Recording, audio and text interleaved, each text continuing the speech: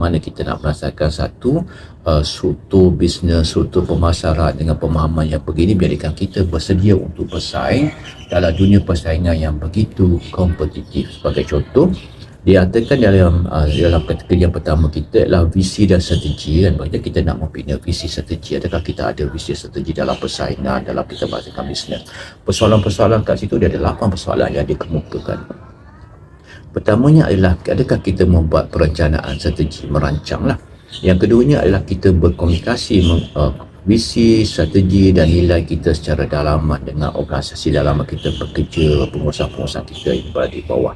Yang ketiganya adalah adakah budaya promosi digunakan untuk menyatakan visi dan strategi kita kepada masyarakat umum atau pada pelanggan-pelanggan kita dan bakal pelanggan kita.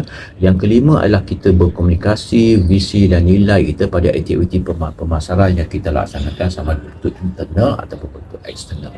Yang keenam adalah kita menjadikan budaya mempromosikan strategi dan visi ini untuk kita mencapai matlamat yang kita tetapkan. Yang ketujuhnya adalah bagaimana kita meletakkan pengendalian dan juga tindakan lanjut pada aktiviti pemasaran, dibaiki untuk terus maju.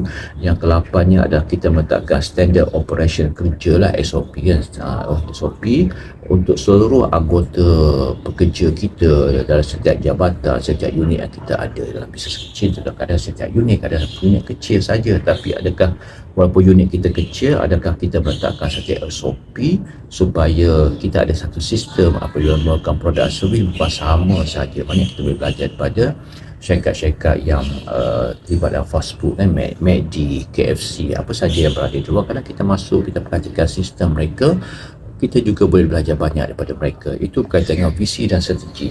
Dari sudut pengusaha mutu, yang paling simple adalah walaupun nak digunakan bahasa-bahasa yang begitu untuk syarikat-syarikat besar, tapi kita menyatakan bahawa dalam pengusaha mutu ini adalah adakah kita mampu untuk kita mengeksploitasi skala ekonomi yang dah capai. Kalau ini maksudnya adalah kita mampu untuk kita meletakkan diri kita ini mencapai pada kehendak-kehendak pengeluaran kita lah, kehendak pasaran lah, macam mana kita nak uruskan produk kita.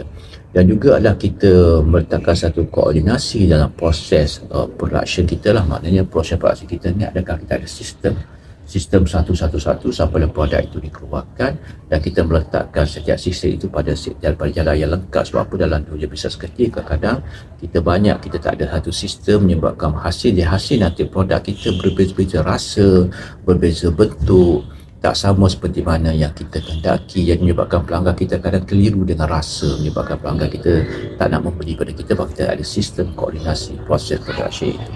Yang seterusnya adalah bagaimana dengan kos setiap production kita. Adakah kos itu kita boleh mengawalnya atau tidak. Dan seterusnya dari sudut kualiti dan juga dari sudut kos lah, bagi kita boleh mengimbangi kualiti dan kos dan cabaran-cabaran yang ada.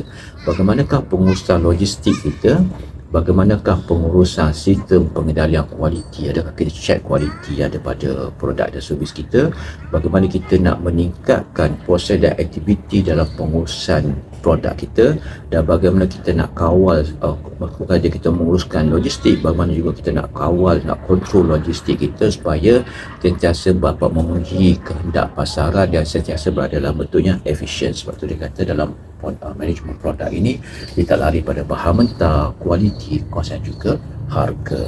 Itu yang kedua.